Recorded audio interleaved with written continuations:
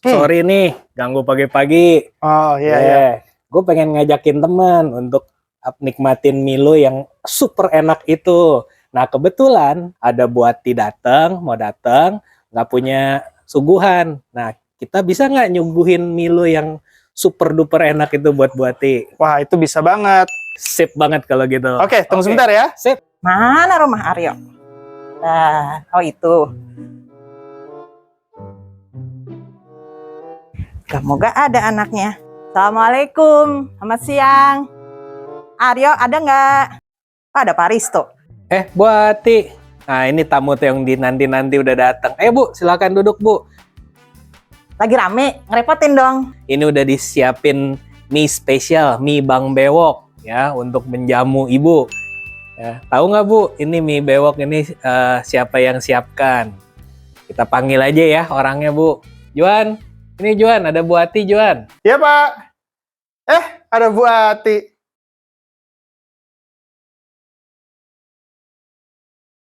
Ibu, tumben Bu mampir.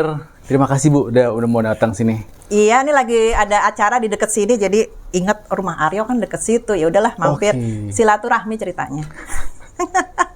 Cukup pagi ya Bu ya. Iya, Saya sempat panik kok tadi kepagian. pagi. Ya Allah, saya panik banget. Buati mau datang, saya nggak punya apa-apa. Wah, puji Tuhan banget. Untung Pak Risto juga datang tiba-tiba tadi, terus langsung kasih solusi. Kak Juan nih, menu mie ayamnya. Apa yang istimewa dari ini menu mie ayamnya? Wah ini luar biasa nih Buati nih. Karena mie ayam ini kalau Buati cari di gerobakan kan kadang-kadang pagi-pagi belum buka Bu.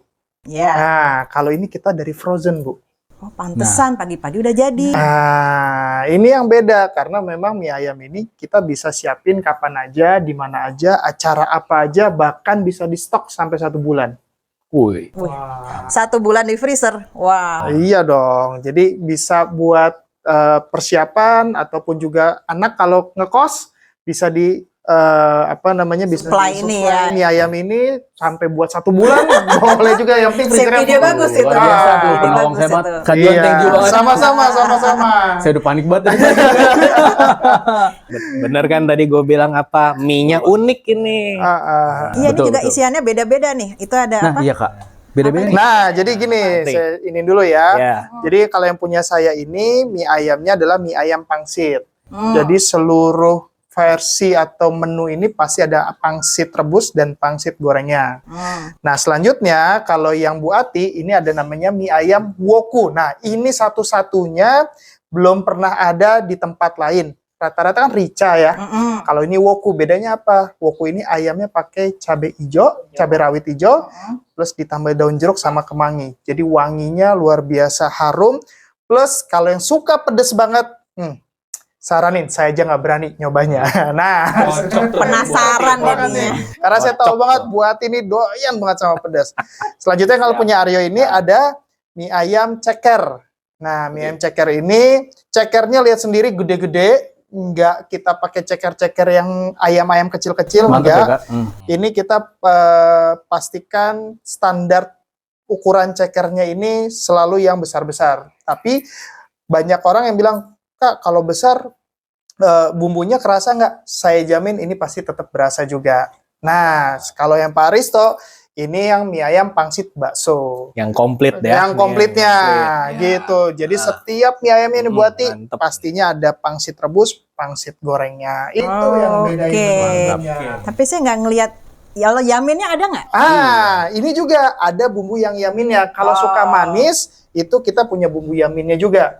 Jadi kan kadang-kadang kalau orang Sunda ya kan suka yang mie ayam yamin gitu kan, suka yang manis-manis. Ini kita juga ada yang bumbu khusus spesial Yamin. yaminnya. Tadi kita udah bikin-bikin ya, ya. Siap. Iya. Ada bumbunya, ada yang yamin. Bervariasi banget berarti untuk jenis varian pilihan mie-nya ya. Banget. Kita banyak banget, terutama yang paling ini adalah unik adalah woku ini. Iya, ini unik banget ini. Tapi rica ada nggak? Apa hanya woku? Hanya woku aja Bu, karena kita mau mencari sesuatu hal yang berbeda. Gitu, karena kalau rica kayaknya semua orang udah bisa bikin. Terus dari gitu bahkan ini saya rencananya kalau boleh ini saya patenin nih kalau bisa nih. Oh, siap. Wih, Ayam woku mantep. ya. Berarti ini mie ayam Wonogiri campuran dengan Manado. Yes. Jadi kalau yang suka pedas, asin sama asin, asin ketemu asin, nah ini mie ayam woku. Tapi kalau yang sukanya asin ketemu dengan manis, ya selain woku. Gitu. Karena ini kan asli Wonogiri, resepnya kita dapat langsung dari orang Wonogiri, kita belajar dari orang Wonogiri. Dan ini yang menariknya gini Bu Ati, Pak Aristo. Mie ayam ini kan kalau kita suka makan mie ayam frozen, itu rasanya kan berbeda sama yang gerobakan. Nah, kita itu kan suka nih yang makan di gerobakan dengan saus sambelnya yang luar biasa merah, cabenya yang pedas dan lain-lain, plus dengan keringat-keringat kita ya kan, karena kan keringetan ya di gerobak. Nah, kalau mie ayam saya ini dijamin walaupun frozen rasanya sama kayak di gerobakan.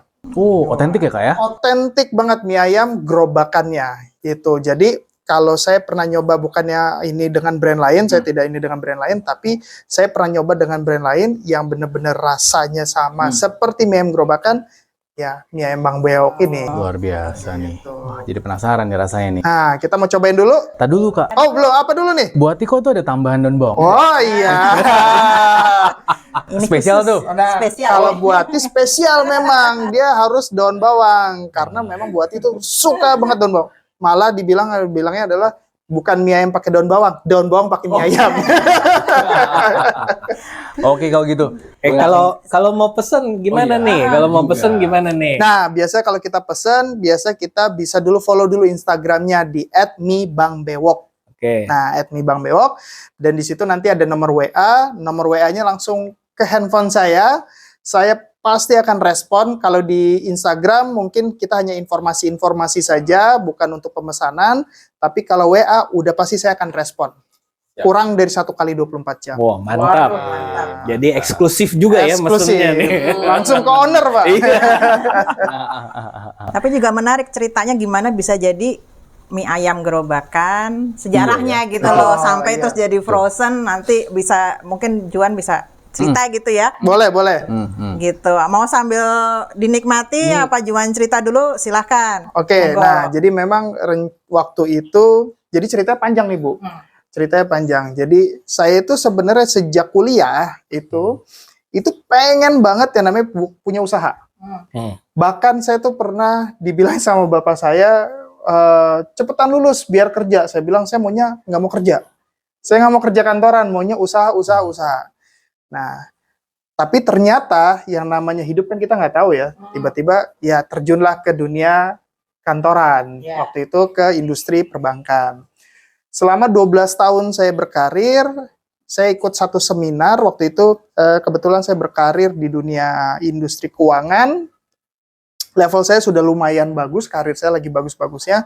Tiba-tiba saya ikut seminar, ketemu sama satu pembicara yang ngomongnya cuman gini aja.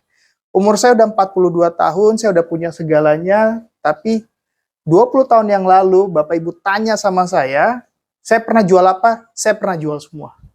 Nah, dari situ saya tuh berpikir, 20 tahun yang lalu dia udah mulai. Saya usia 35 pada saat itu. Saya kapan mulainya? Di situ cuman itu aja triggernya. Saya kapan mulainya? Nah, kebetulan tetangga saya punya usaha mie ayam. Dia mungkin lagi kesulitan keuangan, dia jual lah gerobaknya, alat-alatnya segala macam. Saya langsung bilang, udah deh, saya beli aja nggak apa-apa gitu loh. Nah, di bulan pertama saya bingung, nggak pernah punya pengalaman masak mie ayam. Bulan Januari itu inget banget 2020, Januari 2020 sebelum pandemi, saya bingung ini gimana cara runningnya ya. Udah deh kita coba-coba dulu. Ternyata nggak jadi. Februari deh kita coba running. Februari kita running, nggak jadi juga. Maret kita coba running, nggak jadi juga. Akhirnya ketemulah sama temannya istri yang memang dia pedagang mie ayam. Di situ kita ngobrol-ngobrol, kita belajar segala macam, termasuk sampai resepnya segala macam. Bahkan kita datengin orang Wonogiri untuk jaga warung kita. Pada saat itu masih warung Bu. Nah, cuman ada satu momen di bulan Maret itu kan pandemi. Betul. Pandemi bener-bener kita lockdown, nggak bisa kemana-mana. Dagangan mie ayam saya juga waktu itu masih baru banget. Akhirnya ada satu teman yang bilang, kirim dong ke Surabaya. Terus, wah gimana cara ngirimnya? Orang ini mateng, pas nyampe sana bisa udah lodoh kan. Dia cuma ngomong gini, bekuin dong. Cuma ngomong bekuin dong. Kita mikir, emang bisa ya dibekuin? Akhirnya kita cari cara segala macam bla bla bla bla. Akhirnya ketemulah formula mie ayam frozen ini, Bu. Gitu. Sampai sekarang bahkan ini nggak cuma sampai Surabaya. Udah sampai Qatar, sampai Dubai, Singapura, udah sampai luar negeri. Alhamdulillah aman dan semuanya repeat order. Gitu. Oke. Jadi udah ada jaminan bahwa aman, udah dicoba gitu ya ke luar negeri. Keluar negeri, yang penting kita tahu pasti ekspedisinya cepat sampainya, nggak perlu same day, yang penting next day juga nggak ada masalah. Kita jamin 1 hari, besoknya kita jamin kalau ada apa-apa dengan ayamnya atau dengan minyak kita ganti baru. Woi, mantap. Garansinya. Luar biasa nih Kak Juan nih. Gitu. Jadi mulainya ini sebetulnya mie ayam biasa ya, Mie ayam gerobak biasa. ya. Gerobak biasa. Terus karena pandemi ya, justru di satu sisi pandemi ini bisa membawa berkah gitu ya. Setuju banget. Jadi kalau kita lihat memang ada teori bahwa suatu kehidupan tuh kayak 2 sisi mata uang ya. Suatu kejadian ada dampak baik, ada dampak buruk. Dari cerita Juan ini ada sisi dampak baiknya ya, pandemi membawa ide bahwa mie ayam yang tadinya gerobakan ini malah bisa menjadi frozen, menjadi suatu bentuk yang berbeda yang belum pernah ada dan malah justru berkembang dari frozen. Betul banget Iya. Pak. Jadi kalau mengutip dari Pak Aristo tadi yang mengatakan ini ada peluang segala macam, saya sih hanya melihat seperti ini Pak. Segala sesuatu kejadian pasti akan ada kesempatan. Yes. Nah, selalu ada yang bilang gini, Kak Juan beruntung ya, mie ayamnya gini. Saya bilang keberuntungan itu adalah kesempatan meet dengan kesiapan. Siapa? Ya. Nah, sebagai contoh apa nih? Saya contoh agak sedikit ini. Waktu pas pandemi itu kita tahu kita selalu online, meeting online, semuanya online. Kita pakai platform namanya Zoom. Padahal jauh sebelum pandemi yang kita kenal itu adalah Skype. Ya. Betul. Betul. Tapi pertanyaannya, kenapa Zoom yang naik? Kalau saya relate lagi kepada yang namanya keberuntungan tadi, Zoom itu sudah siap dan melihat kesempatan. That's why saya siap dengan mie ayamnya dan saya melihat kesempatan. Jadi apapun kondisinya, saya belajar selama 2 tahun ini saya jualan mie ayam ini, saya benar-benar belajar banyak banget tentang yang namanya kesiapan dan kesempatan. Dan kalau ada yang bilang gini, kesempatan nggak datang 2 kali, betul. Karena kesempatan datang 2 kali, 3 kali, 4 kali, 5 kali, bahkan seterusnya. Yang penting kita bisa melihat kesempatan itu. Gitu. Iya benar. Di saat pandemi, di saat orang yang lain semua yang jual mie ayam kebingungan karena nggak boleh dine in kan waktu itu ya. Betul, nggak boleh dine in. Sedangkan kalau untuk take away di satu sisi mereka juga belum siap gitu loh. Ya kan, masih banyak yang pada saat itu tentu belum masuk ke aplikasi-aplikasi itu kan. Masih pada bingung-bingung, tapi disitulah peluang itu muncul dan Juan langsung tangkap itu peluang. Betul. Gitu ya, bentuk frozen. Betul. Dan nggak semua orang suka mie ayam take away. Karena rasanya beda. Nggak semua orang suka itu. Karena nggak ada keringetannya, Bu. Iya. Anak saya salah satu yang kalau makan mie ayam milih yang di abangnya langsung. Dia nggak mau take away. Rasanya beda. Lodoh ya. Jadi agak udah bekah gitulah. Nah, kalau ini kan frozen. Jadi benar kata Juan, rasanya tetap sama. Habis dimasak kapanpun, anak kos tengah malam pun itu bisa gitu ya. Iya. Dan dari Juan juga kita bisa ngambil pelajaran ide itu bisa muncul dari satu kata doang ya, temen tadi ya. Bekukan, bekuin gitu udah. Cuman dari satu kata doang gitu terus langsung, dan itulah uniknya Juan bisa nangkep ide itu. Kalau enggak ya gimana bekuin yang ada ngomel-ngomel nggak jadi, udah nggak bisa gitu kan. Tapi justru dari satu kata bisa ditangkep dan jadilah ini. Atau malah ngomongnya, gile lu, bekuin, gimana bekuin? Kita nggak punya freezer yang gede gitu kan. Karena kalau saya sih melihat begini Pak, dari dulu ya saya punya satu prinsip di mana kita jangan fokus terhadap masalah. Kita fokus terhadap solusinya apa. dari zaman saya berkarir, saya ingat banget bapak saya tuh selalu memberikan pesan ke saya pada saat kita punya masalah di kantor, di pekerjaan atau apapun itu, datang ke atasan itu jangan cuma datang dengan masalah, Ya. tapi kita datang dengan solusi. Walaupun solusi kita nggak diterima, setidaknya kita sudah berpikir gimana caranya solusi. Nah, sama seperti teman saya bilang, bekuin aja. Nah, saya mikirnya adalah solusinya apa ya untuk bisa dibekuin. Gitu. Oke, nah itu kan tadi udah cerita panjang nih buat Pak Aristo. Ini kayaknya mie-nya udah menunggu kita untuk mau dimakan nih. Lebih baik beku lagi. lebih baik kita makan dulu, kita cobain dulu, oke? Oke, sip. Yuk, mari. Ya, mari. Ya. A few moments later. Nah, oke. Gimana nih Pak Aristo? Buat Aryo udah nyobain mie ayamnya, rasanya gimana? Mungkin ada masukan? Enak Ludes, banget. ludes semua. Ludes. Tinggal ini. Oh iya bener. Tinggal Habis. ini kayak dibawa pulang nih kayak nanti. Dan bawangnya. Mampus. Enak banget Kak, rasanya oke banget. Balance rasanya pas, manis gurihnya, cekernya juga tadi enak banget nih. Pak Aristo yang bakso pangsit ya? Ya, bakso pangsit. Mantap. Pangsit. Wokunya juga pedas. Waduh, Pedas. alhamdulillah. Luar biasa, Kak Yuan. Terima kasih. Jadi ada istilah no talk, action only. Nah, jadi action speaks louder than word. Nah, ini buktinya udah. ya. Ya, jadi hari ini bukan hanya perut kita kenyang, tapi otak kita juga terang. Karena dapat sharing-sharing yang begitu berharga dari Juan, ya. Mungkin kalau apa hal yang paling menarik dari apa yang Juan tadi yang tadi Juan sampaikan, yang saya boleh kemukakan ulang adalah di balik segala sesuatu itu ada peluang dan ada masalah.